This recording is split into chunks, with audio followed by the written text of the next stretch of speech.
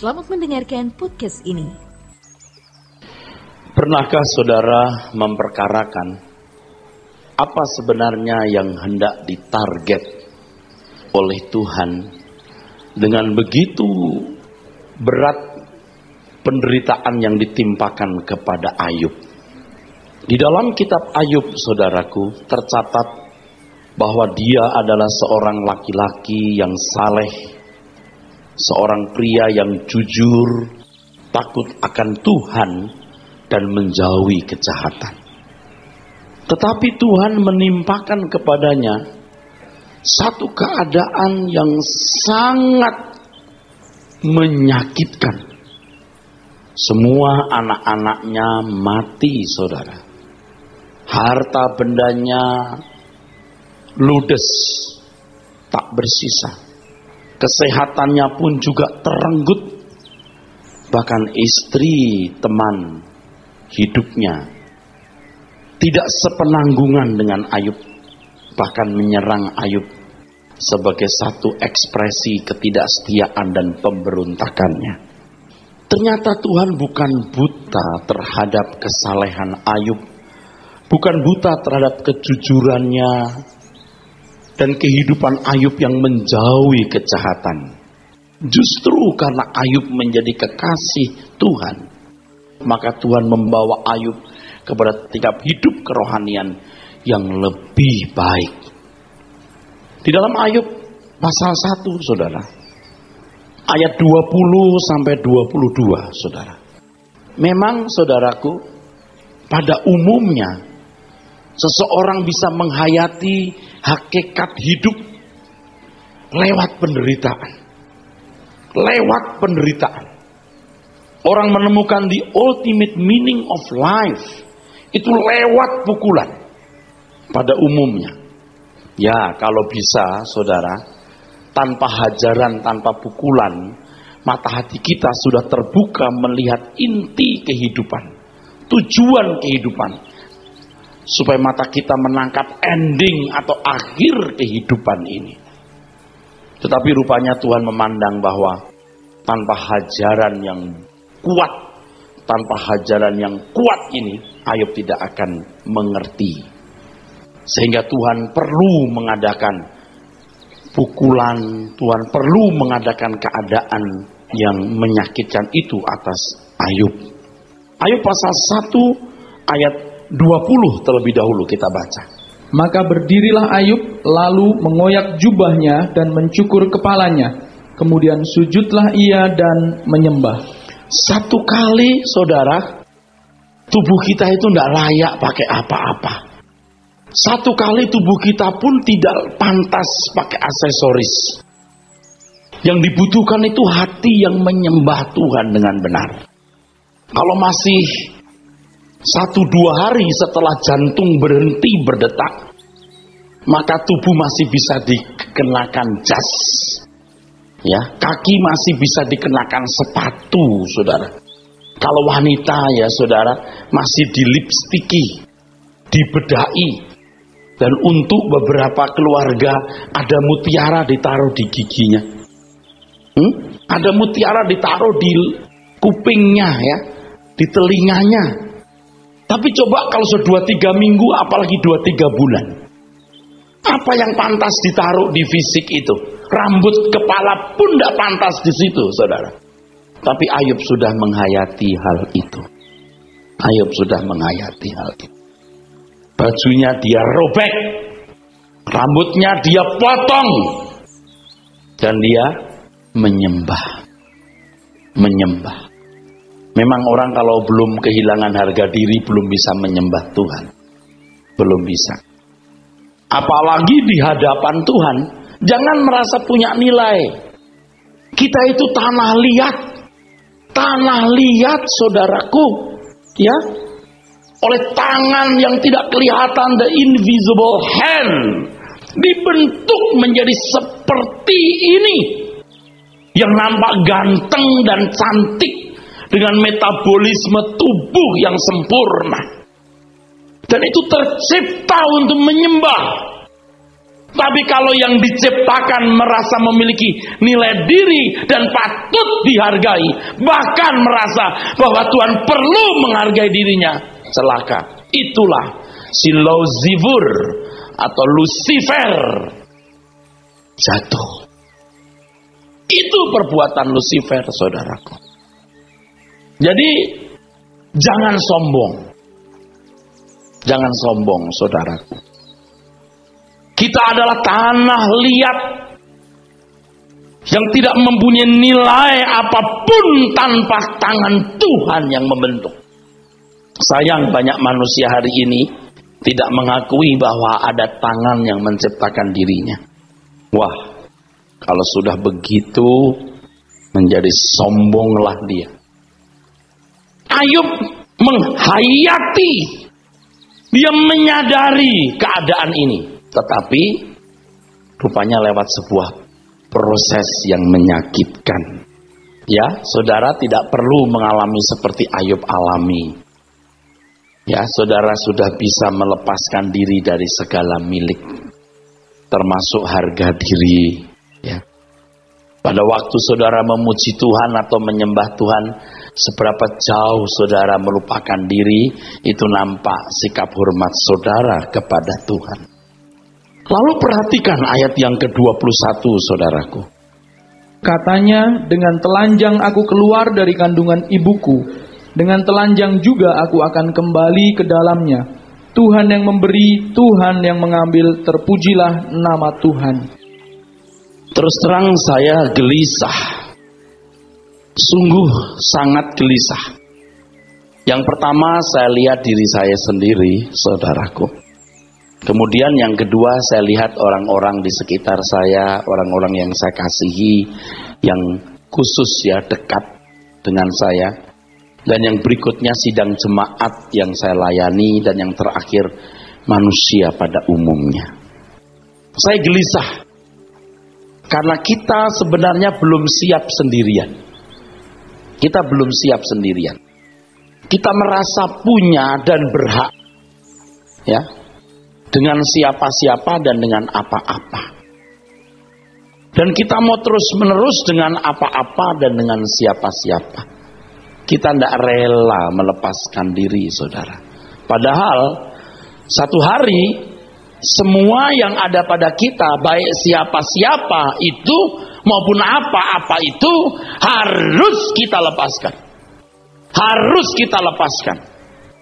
Sampai tubuh kita saja tidak pantas pakai apa-apa, saudara. Ya, sampai tubuh kita ini juga tidak pantas pakai apa-apa, saudaraku. Dengan telanjang aku keluar dari kandungan ibuku, dengan telanjang juga aku akan kembali ke dalamnya. Dengan telanjang aku keluar dari kandungan ibuku, ibu pertiwi. Ya, dari tanah. Dan dengan telanjang juga aku akan kembali ke dalam tanah. Dari debu kamu diambil, kamu juga akan kembali ke dalam debu. Kita siap enggak, saudara?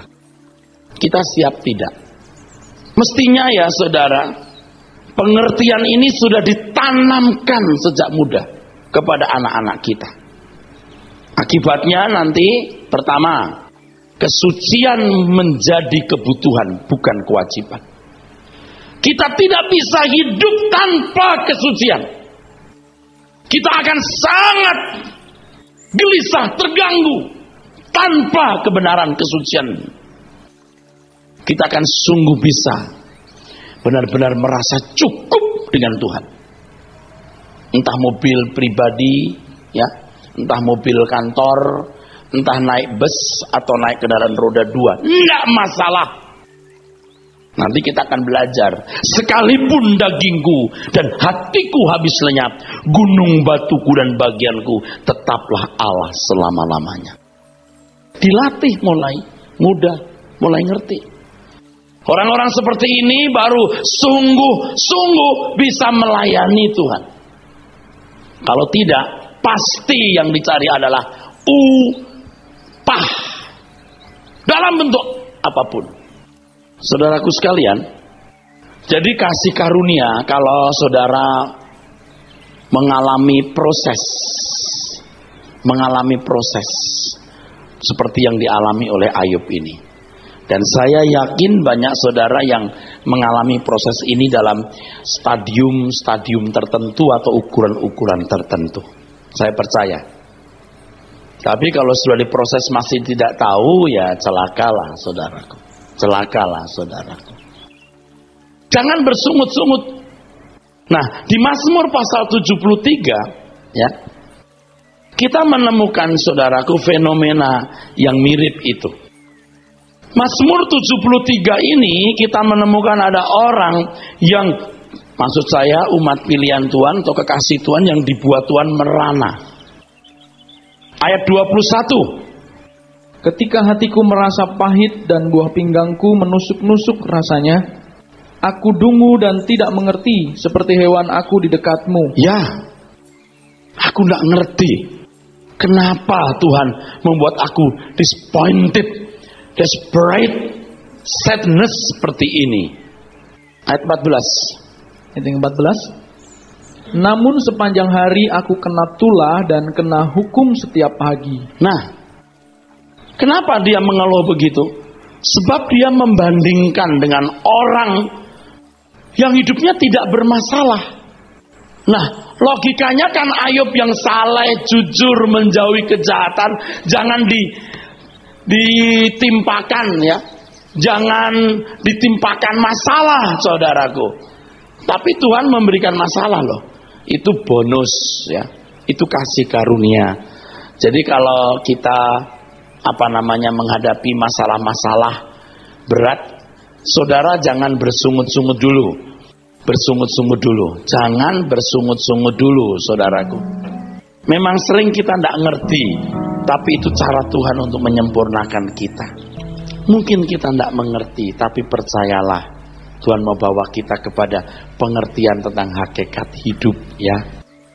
Di Mazmur 73 ayat 1 itu kita menemukan sebuah statement, sebuah pernyataan, statement yang itu merupakan rumus hidup ya, rumus hidup. Cuman pengenaannya dalam hidup harus dipahami dengan cerdas. Ayat 1. Sesungguhnya Allah itu baik bagi mereka yang tulus hatinya, bagi mereka yang bersih hatinya. Pasti kita mengatakan amin, ya. Tapi cara Tuhan mendaratkan ketulusannya, kebaikannya kepada orang-orang yang tulus dan hatinya bersih itu harus caranya dia. Tuhan tulus banget, percaya. Tuhan baik. Tapi cara Tuhan mendaratkan, membagikan kebaikan ketulusannya kepada kita itu harus dengan caranya. Nah, kalau tidak ngerti kita bisa stres.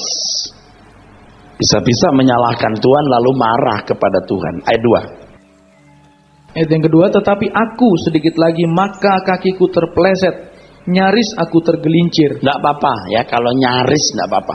Dibuat sering-sering nyaris ya. Daripada tidak pernah sama sekali, nyaris pun tidak, begitu blek, hancur saudara. Ayub dibuat nyaris ya, nyaris mati. Tapi Tuhan hanya membuat nyaris. Iblis berkata kepada Tuhan, coba kalau diambil hartanya, apa dia masih berkata haleluya? Ambil. Hartanya sudah diambil, Ayub masih bilang haleluya. Coba kalau anaknya diambil, ambil. Wah, anak, harta. Coba kalau istrinya diambil, dia punya tubuh sakit, ambil. Tapi jangan ambil nyawanya. Nyaris nyawanya diambil, tapi tidak boleh. Kalau saudara masih bisa hidup walaupun hanya punya baju 2 potong, itu tidak apa-apa. Itu baru nyaris. Kalau saudara ya masih bisa hidup walaupun Anda tidak pernah punya mobil ya, tidak pernah punya kendaraan roda 4, tidak apa-apa. Itu baru nyaris.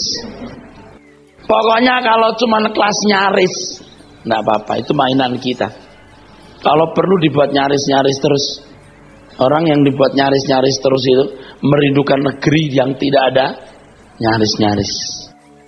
Tapi kalau orang tidak pernah dibuat nyaris, dia ada di negeri yang penuh penderitaan, kegelapan abadi. Ya. Jadi saudara-saudara, ikut Tuhan Yesus itu tujuannya untuk mengerti hakikat hidup. Ya, sampai siap sendirian. Sampai siap sendirian. Mau ikut aku, kata Tuhan Yesus, kalau kamu tidak melepaskan diri dari segala milikmu, kamu tak dapat ikut aku.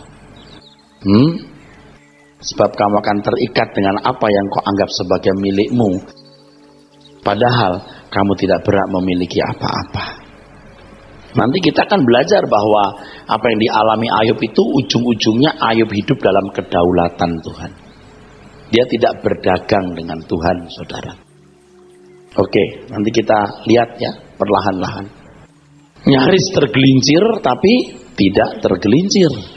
Kenapa sampai dia begini rupa ya? Stres begini. Ayat 3. Ayat yang ketiga.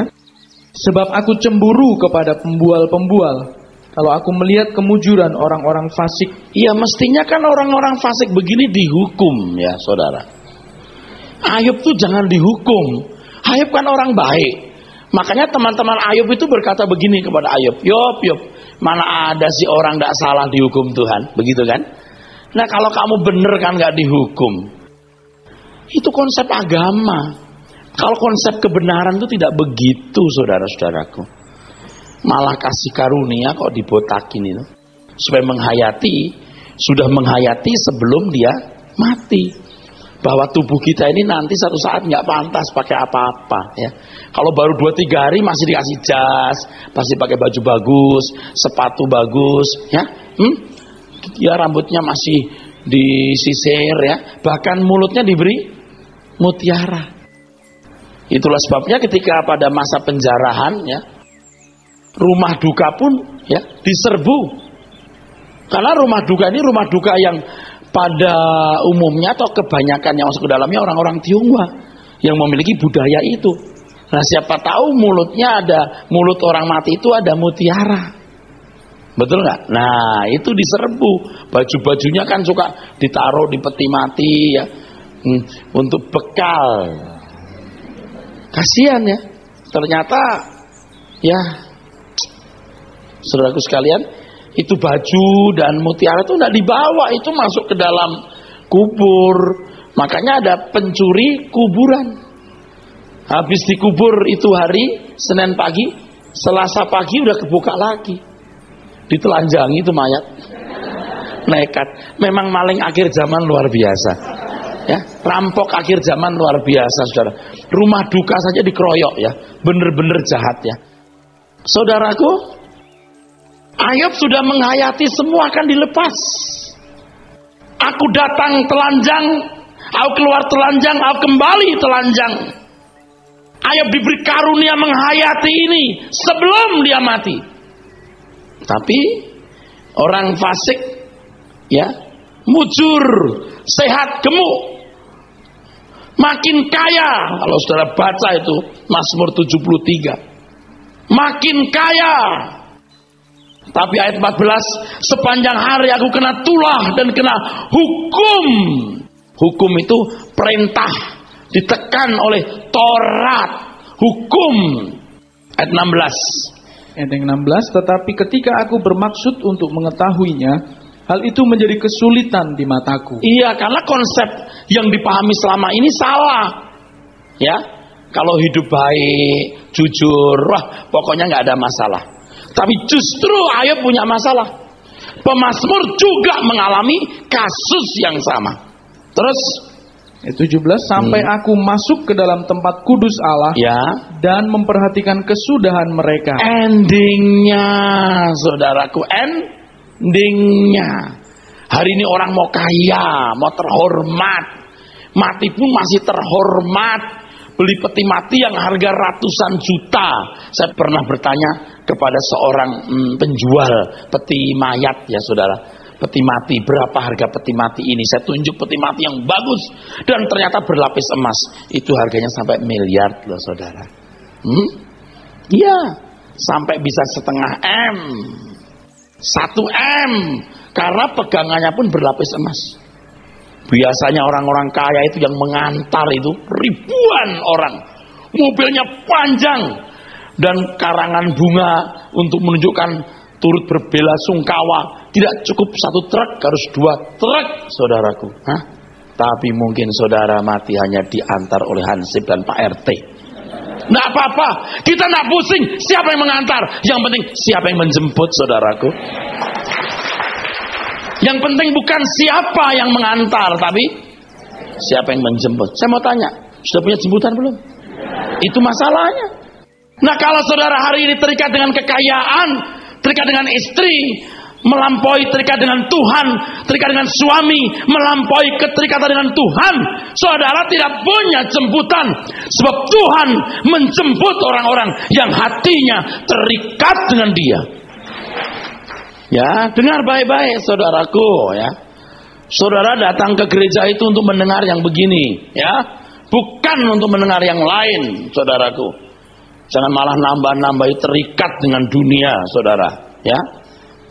Sampai aku masuk dalam tempat kudus Allah dan memperhatikan endingnya, kesudahannya. Sudah punya jemputan belum lo? Jadi pelayanan ini sebenarnya mempersiapkan jemputan. Wah Pak, saya sih tidak mikir begitulah Pak, itu kan nanti. Yang saya pikir sekarang saya ini belum punya rumah Pak. Saya masih terikat roh. Ini Pak, kutuk pengembaraan. Kutuk si buta gua hantu nih Pak. Wah saudara, itu mah orang-orang duniawi saudara. Anda punya rumah, tidak punya rumah itu tidak apa-apa. Kalau saudara sekarang punya rumah kontrak kecil, saudara mati itu tidak masalah, atau juga ditinggal. Kalau rumahnya gede, duitnya banyak, lebih tragis saudaraku. Nah kalau kita sekarang punya rumah gede gimana Pak? Ya tidak tragis kalau hatimu tidak terikat di situ. Oke, ayat 18. Sesungguhnya gimana? Di tempat-tempat licin kau taruh mereka. Terus kau jatuhkan mereka sehingga hancur. Hancur. Nah, kalau kita mendingan nyaris tapi tidak hancur. Pilih nyaris-nyaris atau enggak nyaris-nyaris? Awas loh nanti kalau bersungut-sungut waktu Anda menghadapi nyaris-nyaris itu. Ya, teruskan. 19. Betapa binasa mereka dalam sekejap mata. Terus lenyap habis oleh karena kedahsyatan. Oh dahsyat. Neraka itu dahsyat ya. Oh dahsyat. Ada orang-orang yang terbangun memiliki kepribadian berwibawa, ya anggun, tidak takut orang, bahkan kematian pun dihadapi dengan teguh tabah taf. Silahkan, silahkan. Tapi kalau kamu tidak punya jemputan, konyol ya. Saya pernah besuk ya, seseorang dibawa oleh ponakan orang itu. Tapi dia itu tidak rela didoakan, walaupun dia orang Kristen. Rupanya beda aliran atau dia merasa sudah lebih rohani, saudara. Ketika saya berkata, saya mau mendoakan Bapak. Aduh. Ketika saya bicara dia buang muka, saudara. Saya doakan pun buang muka. Yang menyakitkan waktu itu, tentu sekarang saya sudah lebih tua ya. Sudah tidak terlalu terganggu yang begitu. Bisa-bisa sudah tidak terganggu. Yang menyakitkan ketika saudaranya datang. Itu berpangkat ya. Dia langsung cerah dan ngajak ngobrol. Saya diemberin di situ. Saya nggak dianggap manusia loh saudara. Tapi di situ latihan loh saudaraku. Kalau masih punya harga diri ya susahlah melayani Tuhan. Saya nggak disambut, nggak di welcome. Nggak apa-apa. Ini pria ya. Kalau sampai nggak punya jemputan, segagah apapun kamu nggak bisa gagah lagi. Jadi kalau bapak ibu sekarang ini ya merasa gagah, terhormat, punya duit, punya pendidikan tinggi, saya kasih tahu ya, jangan belagu. Jangan belagu loh. Pak Pendeta jangan gitu dong, yang sopan. Lebih dari ini pun saya lakukan supaya saudara ngeh. Kalau nggak ngeh, saudara memang sangat bakat masuk neraka. Pelayanan itu tujuannya apa sih? Mempersiapkan jemputan. Duh ampun dah loh. Supaya saudara sungguh-sungguh memiliki Tuhan. Nah kalimat berikutnya 20. Seperti mimpi pada waktu terbangun ya Tuhan, terus? Pada waktu terjaga rupa mereka kau pandang hina. Ternyata jelek ya. Nah itu dia. Begitu mati dia lihat wajahnya di cermin kekekalan, ternyata jelek ya. Kalau di sini mah dipoles rambut ya, kepanjangan dipendekin, pendek dipanjangin ya, hitam diwarnain merah, merah dikuningin ya, ya, kuping dikasih panjang anting, terus sampai hidung sampai semua ya, kan begitu. Saya nggak mengatakan tidak salah loh kalau ngatur rambut ya, tapi kalau tujuannya hanya untuk menjadi sombong angkuh, waduh berat. Itu keangkuhan hidup. Keinginan mata, wah harus punya ini, punya itu ya. Wah pakai berlian 30 karat sampai miring kepalanya. Lalu sombong ya, pakai perhiasan ya. Bukan salah, tapi kalau untuk kesombongan, wah payah, kasihan lah. Biarpun untuk ini kan kita keren Pak, salahnya apa? Nggak salah. Untuk kamu nggak salah dah. Ngadapin orang yang nggak ngerti kebenaran, capek dah. Kita juga belum sempurna, tapi kita mau belajar kebenaran ya. Tuhan itu membuat, tau nggak? Tuhan itu membuat Ayub berjaga sebelum mimpi. Ayub sadar sebelum mimpi. Jadi sebelum mati itu sadar, oh ternyata manusia itu nggak ada apa-apanya ya, kalau tidak berkenan di hadapan Tuhan seperti yang Dia kehendaki. Dia sudah berjaga, dia sudah sadar, saudara. Jangan orang nggak sadar begitu mati baru sadar. Ya, ternyata gue jelek. Emang lu jelek. Kasian ya lo. Waktu masih di dunia orang menghormati kita dan kita cari penghormatan dari manusia. Begitu mati, tidak ada jemputan, tidak diperkenan Tuhan, mati loh. Bahaya itu saudaraku. Pak jangan pakai kata mati loh. Kalau ada kata yang lebih kasar dari saya pakai. Saudara ngeh. Tapi kalau nggak ngeh, Anda betul sangat bakat masuk neraka. Saya harap saudara-saudara sadar ya. Sungguh makan enak cuma 10 cm, orgasme seks cuma beberapa detik, bagusnya nikmatnya mobil mewah cuma beberapa jam, 2-3 jam turun. Ada yang naik mobil sampai seminggu nggak turun? Ada? Oh ada Pak, orang gila, bener orang gila tuh. Begitu kok diomongin di gereja supaya diberkati, berlimpah-limpah, mobilmu baru, rumahmu bagus. Asli itu setan yang merusak pikiran, konsentrasi berpikir orang-orang Kristen yang harus mencari perkara-perkara yang di atas. Selamatkan dirimu, saudara. Larikan dari Babel dunia ini, ya, yang mencintai dunia lebih dari mencintai Tuhan, ya, yang menukar hak kesulungannya dengan semangkok kacang merah. Yuk kita kembali ke Ayub pasal 1, saudaraku. Tuhan yang mengambil, terpujilah Tuhan. Itu kalimat penting itu, ayat 21. Tuhan yang memberi, Tuhan yang mengambil. Terima kasih Tuhan. Coba piye toh? Kok terpujilah Tuhan dalam keadaan ancur-ancuran begitu? Dalam keadaan momrot begitu?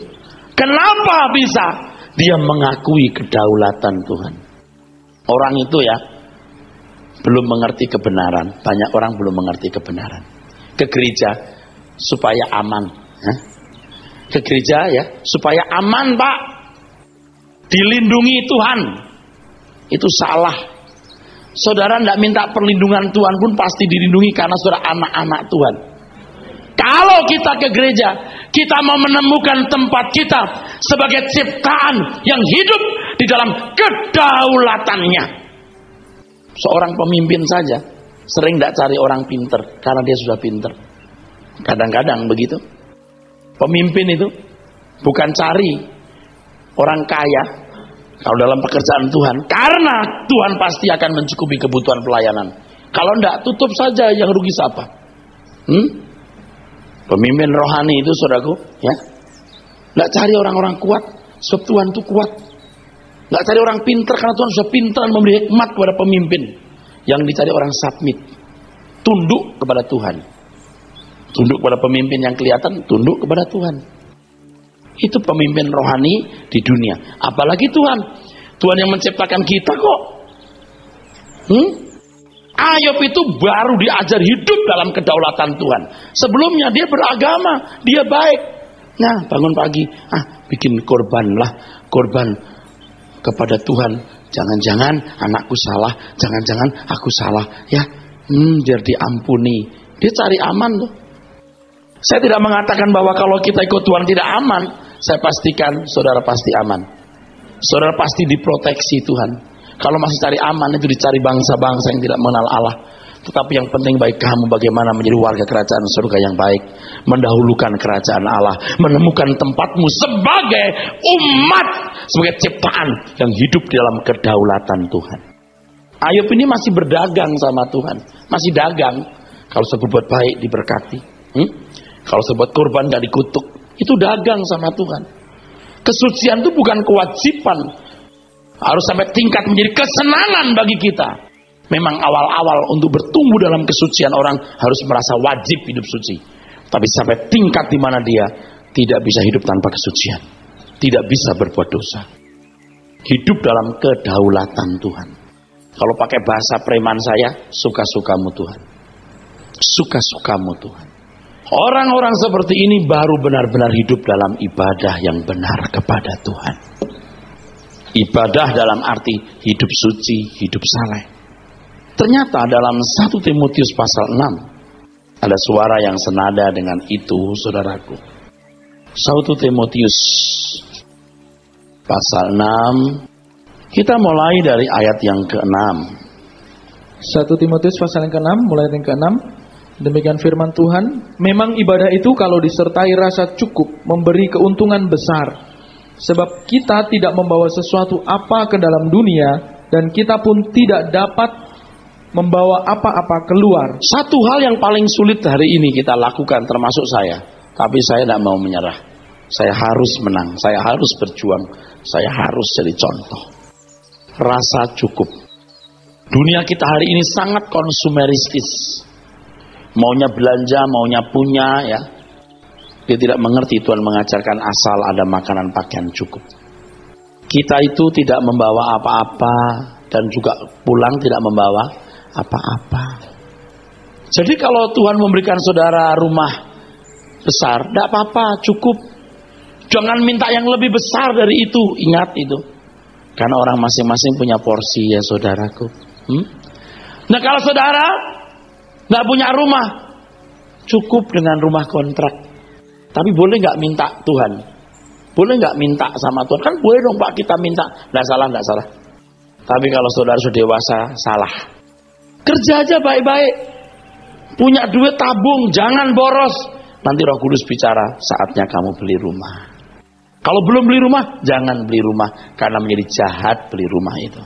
Kalau bukan kehendak Tuhan atau belum waktunya. Yang nggak punya jodoh atau belum punya jodoh, jangan ngotot cari jodoh. Nanti salah pilih, saudaraku. Sudah pikir pendekar, ternyata penjahat. Jadi gimana Pak? Mengalir saja, ya. Kiri kanan kulihat saja. Naik-naik ke puncak gunung Tuhan. Kiri kanan kulihat saja tapi tidak jepret kayak kamera, ya. Boleh jalan-jalan ke mall-mall, kiri kanan kulihat saja. Ya, istri saya tahu bahwa saya tidak suka membelikan dia emas atau berlian. Tapi kadang-kadang saya menggoda dia atau mengajak bercanda.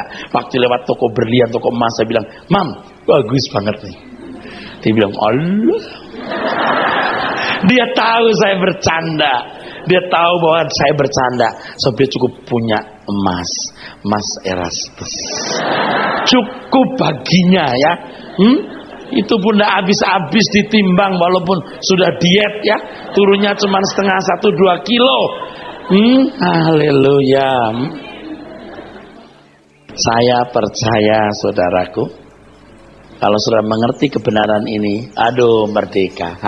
rumah kontrak haleluya, naik motor haleluya, naik bus haleluya, naik mobil haleluya, pokoknya indah.